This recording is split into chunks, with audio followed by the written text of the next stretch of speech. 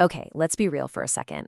Have you ever been in a relationship that's, pretty good, but there's this little voice in your head, this nagging feeling that maybe, just maybe, someone even better is just a swipe away? Well, today we're digging into a really powerful warning about that exact feeling. It's called the illusion of options, and it's all about why maybe, just maybe, commitment is way more valuable than we give it credit for. So, let's get right into it. It really all kicks off with this feeling that I think so many of us can relate to, that constant nagging sense that something better is just waiting for us, right around the corner. And that's the big question, isn't it?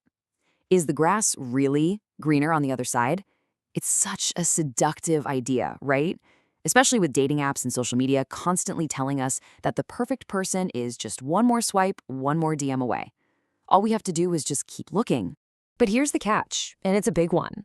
This illusion of options can completely mess with your head and make you doubt the good thing you already have. There's actually a term for this, the paradox of choice. The simple idea that there are infinite options out there, even if it's not actually true, can make you feel super dissatisfied. It can make a totally good, healthy relationship feel like it's not enough, just because, in theory, other people exist. Okay, so what happens when you actually chase that illusion? What are the consequences? Well, the material we're breaking down today isn't just offering a gentle suggestion. It's giving a direct, pretty passionate warning to anyone who's feeling that pull to look elsewhere. And the message is crystal clear. Please, don't let this illusion of more options make you walk away from something that is genuinely good. The argument here is that acting on that feeling, leaving something solid for some imaginary better person, well, it could be a huge mistake, a mistake with very real consequences. All right, but let's say you do it. You leave. What are you actually diving into? According to this source, that so-called dating pool is, well, it's not the beautiful ocean of opportunity you might be picturing.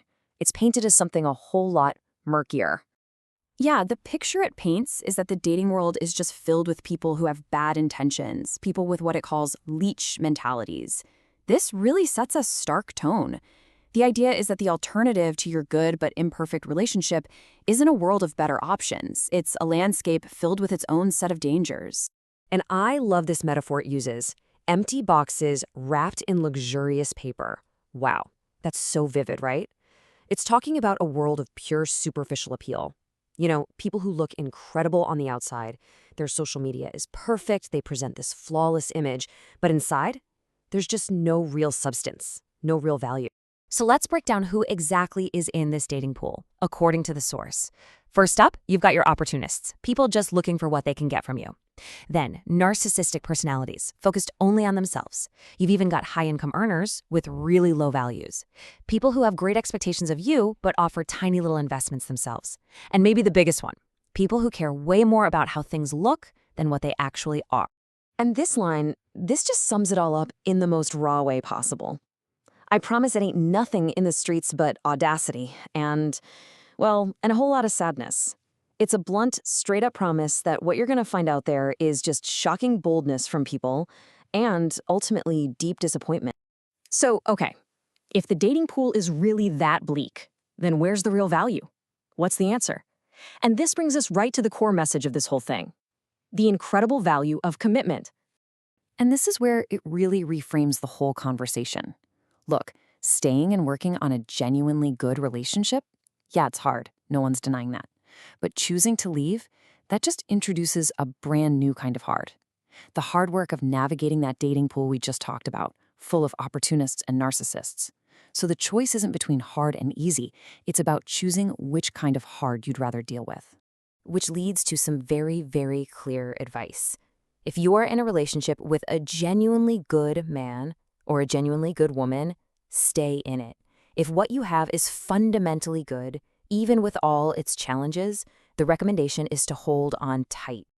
But listen, the point isn't just to passively stay put. It's a call to action. The solution is to work on it, to actively put in the effort, to build on that good foundation that you already have. And really, what this all boils down to is a massive shift in your mindset.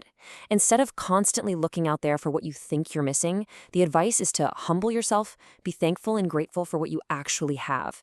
It's about switching from a mindset of what else is out there to one of genuine, deep appreciation. And that brings us to the very end. This is where the Saurus kind of turns the tables on us and leaves us with one final, really thought-provoking question. So you've been warned. After laying out the whole argument, comparing the two different paths, the message just ends with this direct challenge to you.